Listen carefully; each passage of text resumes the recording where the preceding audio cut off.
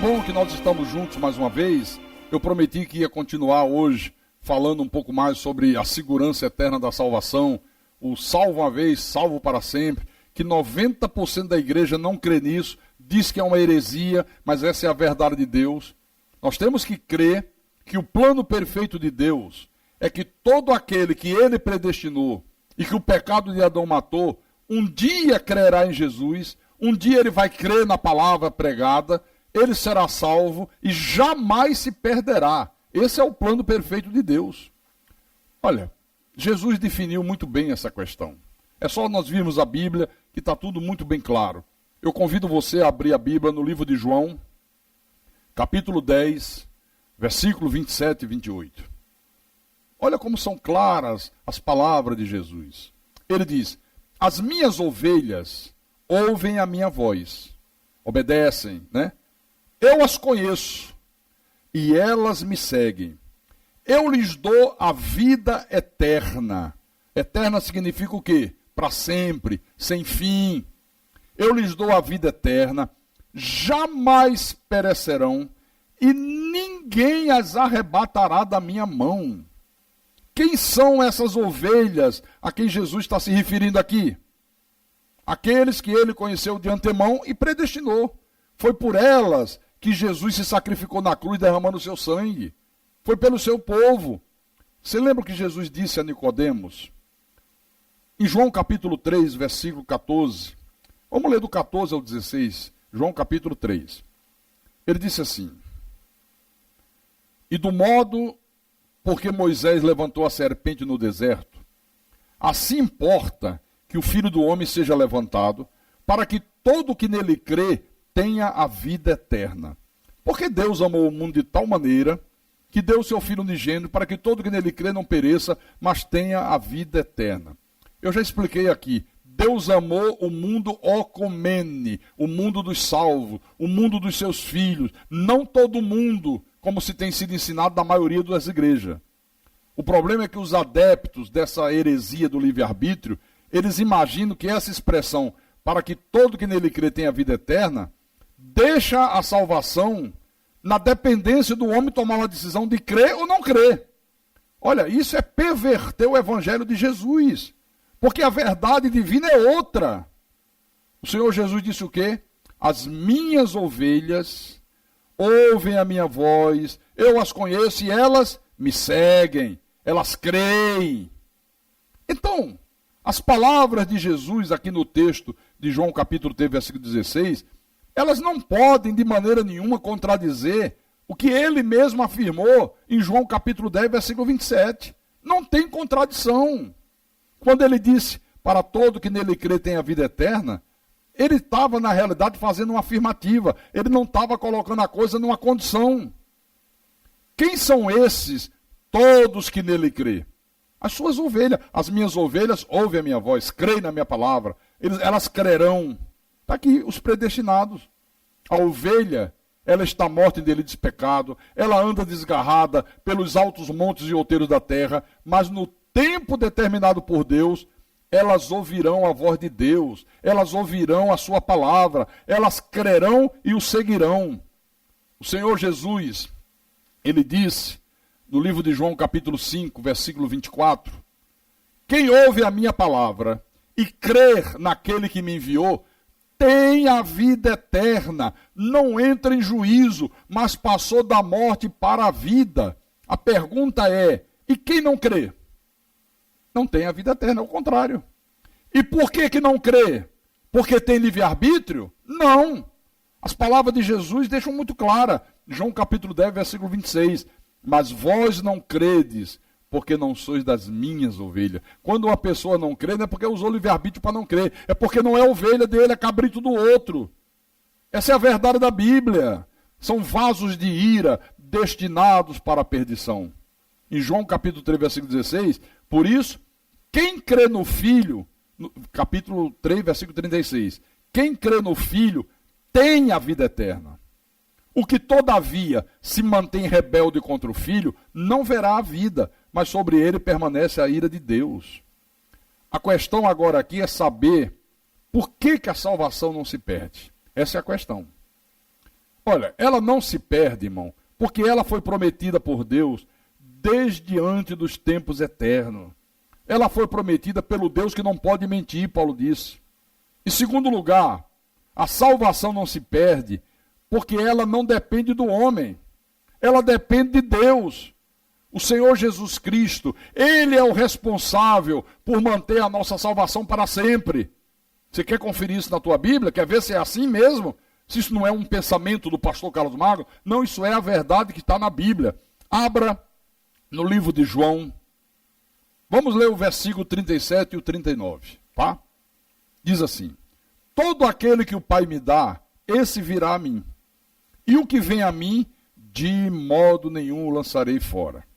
Aí ele diz no 39, e a vontade de quem me enviou é esta, que nenhum eu perca de todos os que me deu. Pelo contrário, eu ressuscitarei no último dia. Aí eu pergunto para você, há possibilidade do Senhor Jesus Cristo lançar um filho dele fora? Claro que não. Ele disse, de modo nenhum lançarei fora. Pode um eleito de Deus perder a sua salvação? Deus disse, pelo contrário, eu ressuscitarei no último dia. Está aqui na minha Bíblia, está na tua Bíblia. Você não crê nessa verdade? Agora a pergunta que muitos têm me feito ao longo dos anos, e eu tenho certeza que muitos de vocês que estão me assistindo estão com vontade de fazê-la agora, é a seguinte: pastor Carlos Magno, e quando um cristão se desvia, sai da igreja, volta a viver uma vida de devassidão, vai para a idolatria, vai para o homossexualismo, pastor, isso não é a prova de que a salvação se perde? Não, absolutamente não. Não. Na verdade, essa pessoa nunca perdeu a salvação. Por quê? Porque ela nunca teve salvação. Ninguém pode perder o que nunca teve. E o que é que explica? Como é que se explica isso, pastor? Era o joio no meio do trigo. Vamos abrir a Bíblia, 1 de João, capítulo 2, versículo 19. O problema é que a maioria dos pastores não manejam bem a palavra da verdade e, por consequência, a maioria do povo também não. Oséias diz, assim como é o sacerdote. O povo é o reflexo do pastor. O pastor que não tem conhecimento, o povo que não tem conhecimento. Altar que não tem conhecimento, o povo que não tem conhecimento. Então vamos lá. 1 de João, capítulo 2, versículo 19. João diz, eles saíram do nosso meio. Entretanto, não eram dos nossos. Porque se tivessem sido dos nossos, teriam permanecido conosco. Todavia, eles se foram para que ficasse manifesto que nenhum deles era um dos nossos. Não eram eleitos, não eram predestinados, não eram ovelhas de Jesus. Foi o caso, por exemplo, de Judas Iscariotes. Esteve ali no meio dos apóstolos, né? Mas na realidade nunca foi um salvo. Nunca foi. Judas era a semente da perdição. Por isso que quando Jesus fez a sua oração sacerdotal, lá em João capítulo 17, versículo 12, Jesus orou e disse assim, quando eu estava com eles, os apóstolos, guardava-os no teu nome que me deste, protegi-os, nenhum deles se perdeu, nenhum filho de Deus se perde, nenhuma ovelha se perde, exceto o filho da perdição, para que se cumprisse a escritura. Judas era filho da perdição, por isso se perdeu. Jesus o chamou porque tinha um servicinho sujo que teria que ser feito, e só um filho do diabo poderia fazer aquilo. Um filho de Deus não poderia trair o próprio pai por 30 moedas de prata. Então Jesus chamou Judas sabendo disso. Então eu quero que você observe que tudo depende de Deus, não depende do homem. Eu fico maravilhado porque o apóstolo Paulo tinha uma convicção inabalável a respeito dessas verdades. Ele sempre procurou transmitir essa verdade para o povo de Deus, para a igreja de Jesus. Em 2 Timóteo, capítulo 1, versículo 12, Paulo dizia, eu sei em quem eu tenho crido, e eu estou certo de que Ele é poderoso para guardar o meu depósito até aquele dia. Eu tenho certeza, eu estou convicto disso. Irmãos, é Jesus que detém o poder e a autoridade. É Ele que guarda a nossa vida até o dia da sua volta para buscar a sua igreja. Está aqui. Aqueles que querem perverter o evangelho, eles nunca se dão por vencido, né? E eles perguntam, pastor Carlos Magno, e se um crente tropeçar, será que não perde a salvação? Eu fico maravilhado porque Deus tem resposta para tudo. A Bíblia Sagrada tem a resposta para todas essas perguntazinhas maliciosas que são feitas. Judas, Epístola de Judas, a Epístola de Judas tem um capítulo só, no versículo 24, ele diz assim: ora, aquele que é poderoso para vos guardar de tropeço e para vos apresentar com exultação imaculados diante da sua glória. É o Senhor que nos guarda de tropeço, irmão, durante toda a nossa existência nesse corpo de carne. É o Senhor que com o seu poder nos apresentará imaculados diante da sua glória. Agora, a pergunta cruciante que muitos fazem quando eu prego essa verdade aqui é o seguinte: pastor, quer dizer que o pecado não pode fazer com que um filho de Deus venha perder a sua salvação eterna? Eu já disse e vou repetir: nem o pecado pode anular a nossa salvação eterna. Aliás, se o pecado pudesse anular a nossa salvação eterna, ninguém se salvaria. Nenhum de nós se salvaria. Por que eu digo isso? Pelo que diz a Bíblia. Na primeira epístola de João, capítulo 1, versículo 8, João diz assim: se dissermos que não temos pecado nenhum, a nós mesmos nos enganamos e a verdade não está em nós. Olha, a diferença nossa para um filho do diabo é que nós que somos de Deus não vivemos na prática do pecado, como eles de fato vivem. O próprio João deixa isso muito claro aqui na sua epístola, no capítulo 3, versículo 6. Vamos ler o 6, o 8 e o 9, tá? Todo aquele que permanece nele não vive pecando. Todo aquele que vive pecando não o viu nem o conheceu. Aquele que pratica o pecado procede do diabo, porque o diabo vive pecando desde o princípio. Aí ele diz no 9: todo aquele que é nascido de Deus não vive na prática do pecado, pois o que permanece nele é a divina semente. Ora, esse não pode viver pecando porque é nascido de Deus. Agora deixa eu explicar. O verbo pecar, que aparece constantemente nessas passagens aqui, no texto grego original é amartanum. Esse verbo, ele encontra-se no particípio presente, o que indica o quê? Uma ação contínua, constante, habitual, repetida. Por isso que a tradução correta é: aquele que é nascido de Deus não peca continuamente, não peca habitualmente, não vive na prática do pecado. Eventualmente todos nós pecamos, porque João disse: se alguém disser que não tem pecado é mentiroso. Quem é que não peca? Os filhos do diabo, eles pecam habitualmente, continuamente, repetidamente. Eles vivem na prática do pecado. Agora é bom lembrar que esses pecados que um filho de Deus pode praticar eventualmente não tem nenhuma relação com aqueles pecados que nós praticávamos quando nós estávamos mortos em delitos e pecados. Eu faço essa ressalva porque é o seguinte: pode ser que alguém imagine que a graça de Deus é liberdade para pecar. Eu sempre digo e repito que se alguém, ao tomar conhecimento da verdade de que salvo uma vez, salvo para sempre, passa a viver uma vida de erros, passa a viver uma vida de pecados, é porque esse alguém nunca foi de Deus, não é filho de Deus. Paulo, em 1 Coríntios, capítulo 6, versículo 9 em diante, ele diz: ou não sabeis que os injustos não herdarão o reino de Deus? Não vos enganeis, nem impuros, nem idólatras, nem adúlteros, nem efeminados, nem sodomitas, nem ladrões, nem avarentos, nem bêbados, nem maldizentes, nem roubadores herdarão o reino de Deus. Tais foste alguns de vós, mas vós vos lavaste, mas foste santificados, mas foste justificados em o nome do Senhor Jesus Cristo e no Espírito do nosso Deus. Então, quando João disse que se nós dissermos que não temos pecado nenhum, nós nos enganamos e a verdade de Deus não está em nós, está excluído esses pecados aqui. Está excluído. Esses aqui não podem mais fazer parte da nossa vida.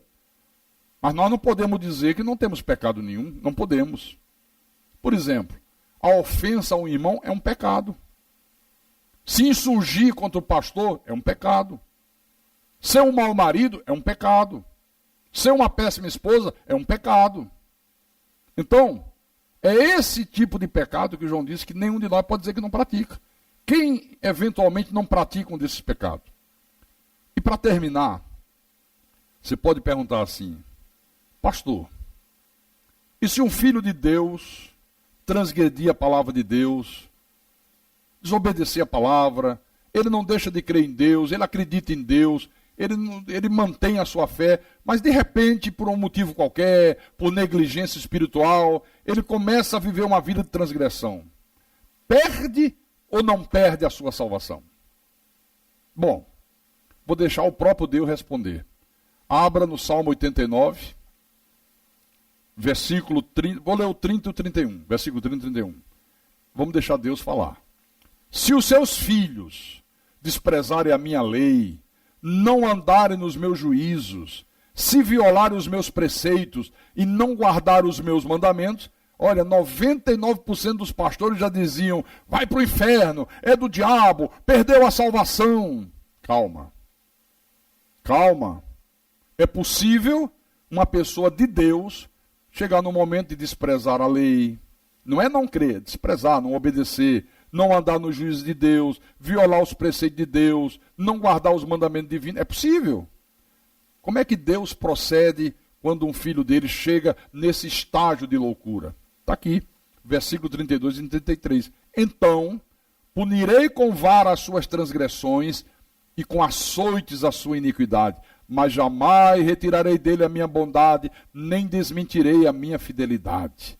Ou seja, Deus faz conosco o mesmo que nós fazemos com os nossos filhos quando eles nos desobedecem. Quando um filho meu me desobedece, o que é que eu faço? Eu puno. Mas ele jamais deixa de ser meu filho. Olha, irmãos, graças a Deus que a nossa salvação está condicionada à fidelidade de Deus. Porque se não fosse assim, nenhum de nós se salvaria. A nossa salvação está na dependência exclusiva da fidelidade de Deus.